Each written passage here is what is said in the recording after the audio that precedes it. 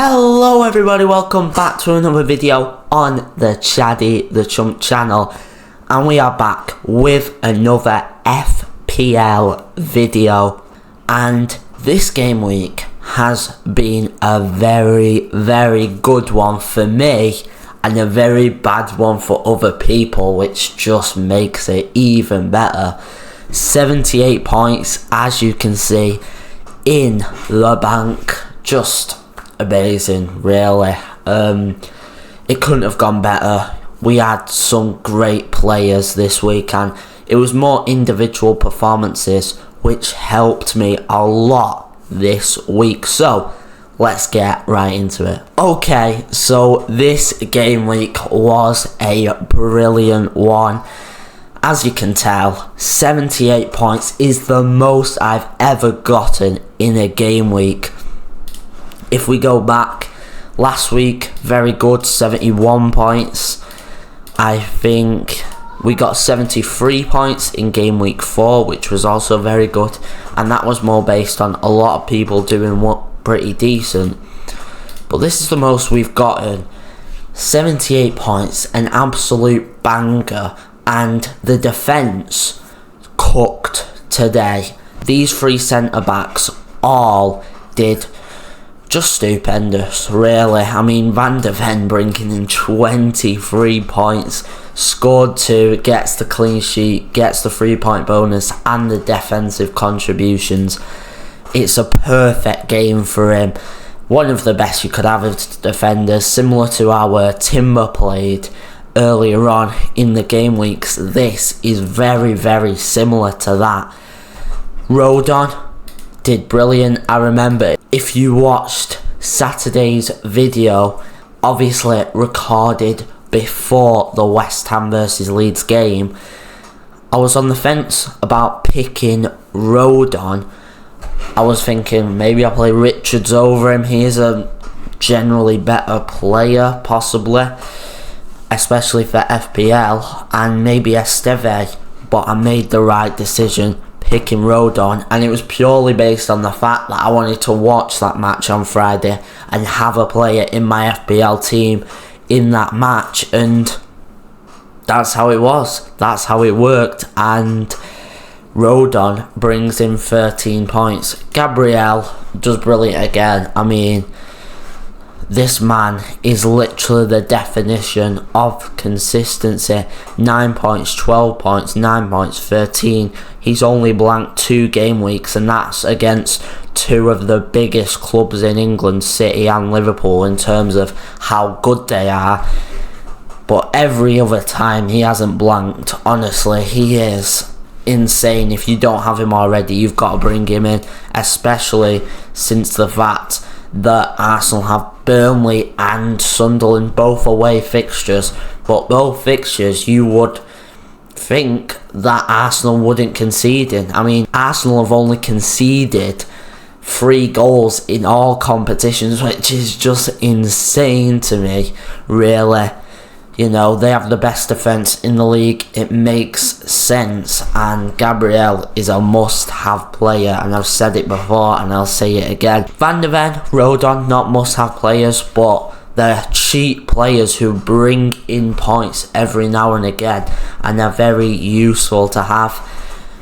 Another great player, Mbuemo, did super well as well, scored 2 goals, gets the 3 bonus points for Man United. I was on the fence about keeping him a few weeks ago, but he brings in points. He's just a superb individual player, and whether he's at United when they're struggling, he probably won't bring in points, but if they're doing well, he individually is going to get those goals, and it makes sense. He was doing it for Brentford last season. He is it on penalties, but it doesn't matter because he's still getting those goals in outward play.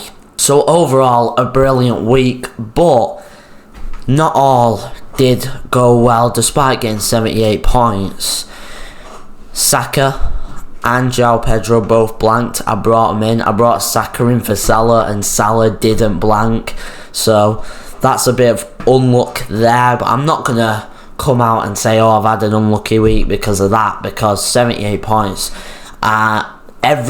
all of the top 10 overall. If you have a look here, this guy is number 1, and I got more points than him.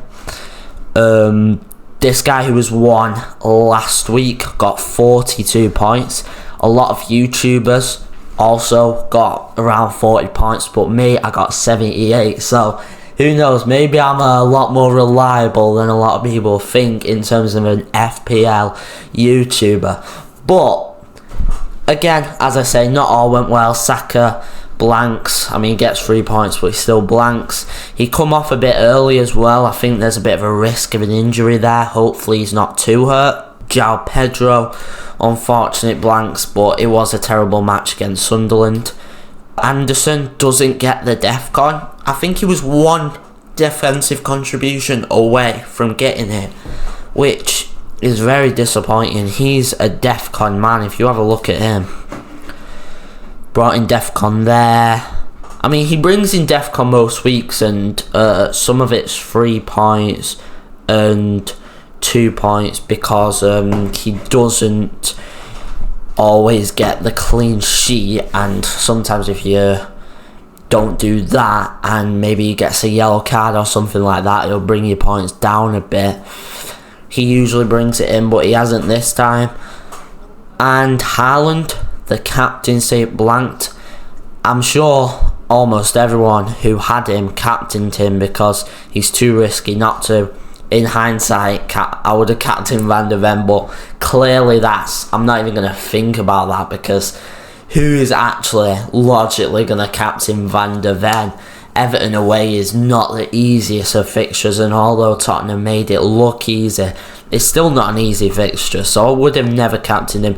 I don't rarely captain defenders, to be honest, because if you concede a goal and then it's a waste of captaincy. And even Arsenal will concede goals against lower teams later on the season. It happens.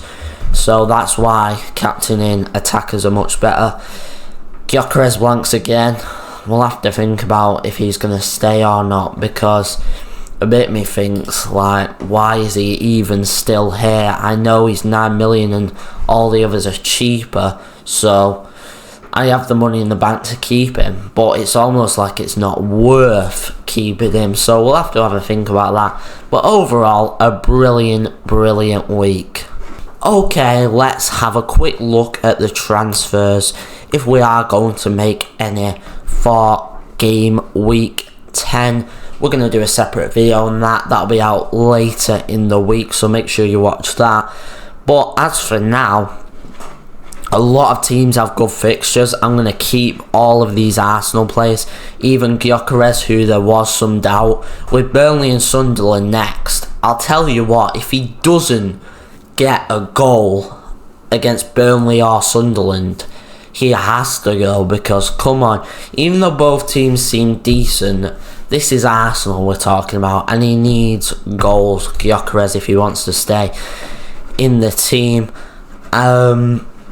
Richards has Brentford at home. I hope Palace don't concede there. I don't know about playing Van der Ven, but in terms of keeping him, he'll definitely stay. And in terms of the transfer out, you know, there's always the possibility of just bringing in a 4 million Dubravka, who is gonna start, but I don't see the point in that, only when I do a bench boost, which will be later on in the Premier League season. So for now, transfers, I'll have a think. I might roll over to get another transfer, but we will see. And the team for game week 10, it's looking pretty good. Some very nice fixtures, and this Tottenham v Chelsea isn't ideal, but in big matches goals are scored, so possibly that it will be a case of keeping them in the team. I do believe that they can still bring in points despite being against each other. Richards is going to probably start in the 11 with Brentford at home. I'm not sure I'm going to swap him against. I'm thinking about Anderson because I think United will beat Forest even if it's away. So this could definitely be a possible substitution I'll make. And then we're going into a 4-3-3 formation, which is very interesting. I don't normally do that, but it's good to have 3 strikers, 3 midfielders, and weirdly 4 defenders, because defenders are actually good this season in FPL. Okay, but anyways guys, thank you for watching this FPL video. We are getting better. Our overall rank is 1,300,000. So we're going up. We were at 2 million, I think, 2 weeks ago. We are getting better, and if we continue the way we are going to not win FPL, but we're going to do decent. I don't think I can win FPL at this point, because I would need to get like average 100 points like every 5 game weeks or something like that. It'd be a bit crazy, but who knows? You never know. I'm locking in, trying to do better, and thank you for watching this video, and I will see you in the next one. Goodbye.